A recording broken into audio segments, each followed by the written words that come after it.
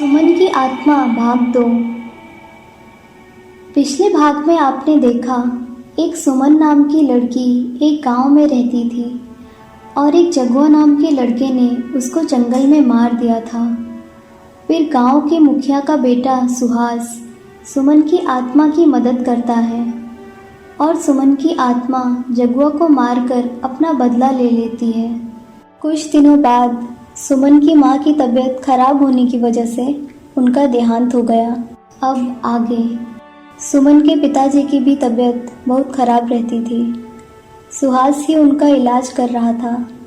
एक दिन उसको किसी काम से शहर जाना पड़ा तो वो सुमन के पिताजी को उस दिन देखने नहीं जा पाया। अगले दिन सुमन के पिता गांव के एक बच्चे को बुलाकर कहते हैं, सोनू बेटा, क्या तुम सुहास भैया को बुला लाओगे? ठीक है काका, मैं अभी उन्हें बुलाकर ले आता हूँ। सोनू सुहास के पास जाकर उसको बुला लाता है। अब कैसी तबीयत है आपकी? मुझे माफ़ कर दीजिए, कल मैं आपको देखने नहीं आ पाया, किसी काम से शहर जाना पड़ गया था। कोई बात नहीं बेटा, मेरी तबीयत तो तुम देख ही रहे हो। मुझे नहीं लगता है कि अब मेरी तबीयत ठीक होगी। नहीं काका, ऐसा तो ना कहिए, मैं अपनी तरफ से पूरी कोशिश कर रहा हूँ, देखना जल्दी आप ठीक हो जाओगे। हाँ बेटा, लेकिन तुम्हें मुझसे एक वादा करना होगा। जी कहिए। देखो बेटा, मेरा तो कोई रहा नहीं अब, एक सुमन थी वो भी नहीं है अब, और क्योंकि तुमने सुमन की बहुत मदद की और मेरे इलाज भी पूरे दिल लगा के कर रहे हो, तो मैं चाहता हूँ कि अगर मैं ना रहूँ तो तुम अपना दवाखाना यहीं मेरे ही घर में खोल लेना, इससे मुझे बहुत खुशी मिलेगी। आप बिल्कुल ठीक हो जाइएगा काका, आप चिंता मत कीजिए। मैं बहुत थक गया हूँ, अब मैं शांति से आंख बंद करके हमेशा के लिए सो जाना चाहता हूँ।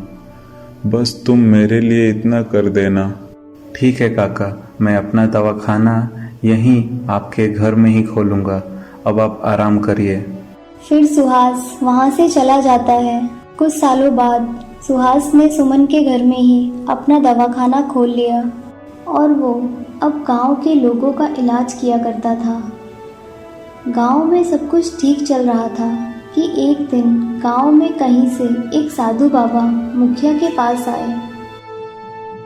प्रणाम बाबा, कैसे हैं आप? खुश रहो, मैं ठीक हूँ। कहिए, मैं आपकी क्या सेवा कर सकता हूँ? मैं कुछ दिन इस गांव में रहना चाहता हूँ, अगर मेरे रहने की कोई व्यवस्था हो जाए तो बहुत अच्छा रहेगा मेरे लिए। हाँ जरूर बाबा, मैं आपकी रहने की व्यवस्था करवा देता हूँ। मैं गांव की चहल पहल से दूर किसी एकांत में रहना चाहता हूँ, हो सके तो गांव के बाहर वाले जंगल में एक छोटी सी कुटिया बनवा दीजिए। ठीक है बाबा, जैसा आप कहें। फिर मुखिया बाबा के लिए जंगल में एक कुटिया बनवा देते हैं और बाबा वहीं जाकर रहने लगते हैं।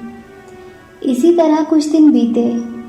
अब गांव वालों को भी बाबा के बारे में पता चल गया था और वो अब रोज़ ही बाबा के पास अपनी समस्याएं लेकर जाने लगे थे और बाबा उनको एक राख की पुड़िया देते थे। उससे उनकी समस्या का समाधान हो जाता था और लोगों का बाबा पर विश्वास बढ़ता गया। क्यों सरला, आजकल तो बहुत गुमसुम रहती है, तबीयत ठीक नहीं है क्या? हाँ, तबीयत थोड़ी ठीक नहीं है, दवाई खा रही हूँ लेकिन अच्छे से ठीक नहीं हुई हूँ। अरे तो तू बाबा के पास क्यों नहीं जाती? उनके पास हर समस्या का हल है, कल सुबह ही उनके पास चलते हैं। ठीक है। कुछ दिन बीते। एक दिन अचानक गांव की एक औरत गायब हो जाती है। किसी को पता नहीं चलता है कि वो कहाँ गई। सब लोगों ने पूरा गांव छान मारा, वो कहीं नहीं मिली। इसी तरह आए दिन कोई ना कोई औरत गायब हो रही थी। किसी को कुछ समझ में नहीं आ रहा था कि क्या हो रहा है। ये बात सुहास को पता चली। वो काफ़ी उदास हो गया। वो मन ही मन सोचने लगा, अचानक से ये औरतें गायब क्यों होने लगी? मुझे इसका पता लगाना होगा। सुहास अपना दवाखाना बंद करके घर जा रहा था। तभी उसकी नज़र एक औरत पर पड़ी। वो औरत जंगल की ओर जा रही थी। सुहास ये देख चौंक गया। इतनी देर रात ये जंगल की तरफ क्यों जा रही है? जरूर कुछ बात है। मुझे इसके पीछे जाकर इसका पता लगाना होगा। फिर सुहास उस औरत के पीछे पीछे जाने लगा। कुछ दूर जाके सुहास एक पेड़ के पीछे छिप गया और औरत को देखने लगा कि वो कहाँ जा रही है। और ये क्या, वो औरत बाबा की कुटिया के अंदर चली गई। सुहास ये देख कुटिया के पास जाता है और खिड़की से कुटिया के अंदर झांकता है और देखता है कि गांव की जितनी भी औरतें गायब हुई थी वो सब वहाँ हैं। तभी सुहास को बाबा की आवाज़ सुनाई देती है। हा हा हा, तुम 9 हो गई हो। मुझे अब बस एक ही चाहिए, उसके बाद तुम 10 औरतों की बलि शैतान को चढ़ा दूंगा और मैं बहुत शक्तिशाली बन जाऊंगा। फिर मुझे कोई नहीं मार सकता है। हा हा हा। बाबा की ये सब बातें सुनकर सुहास बहुत ही डर जाता है। उसे कुछ समझ में नहीं आ रहा होता है कि वो क्या करे। मुझे ये सब जाकर गांव वालों को तुरंत बताना होगा, लेकिन गांव वाले बाबा पर बहुत विश्वास करते हैं। कोई मेरी बात पर यकीन नहीं करेगा। मुझे कोई और रास्ता ढूंढना होगा। तभी उसको अचानक से सुमन की याद आती है। वो झटपट सुमन की गुफा के पास जाता है और आंखें बंद करके सुमन को याद करता है। तभी सुमन वहाँ आ जाती है। क्या हुआ सुहास? आज मुझे इतने दिनों बाद कैसे याद किया? गांव में सब कुछ ठीक तो है ना? नहीं सुमन, गांव में कुछ भी ठीक नहीं है। क्यों, क्या हुआ? मुझे बताओ। फिर सुहास सुमन को उस बाबा और गायब हो रही औरतों के बारे में सब कुछ बताता है। ये तो बहुत बुरा हो रहा है गांव में। चलो उस बाबा के पास चलते हैं। मैं ये सोच रहा हूँ कि आज तो बाबा के पास 9 औरतें हो गई हैं।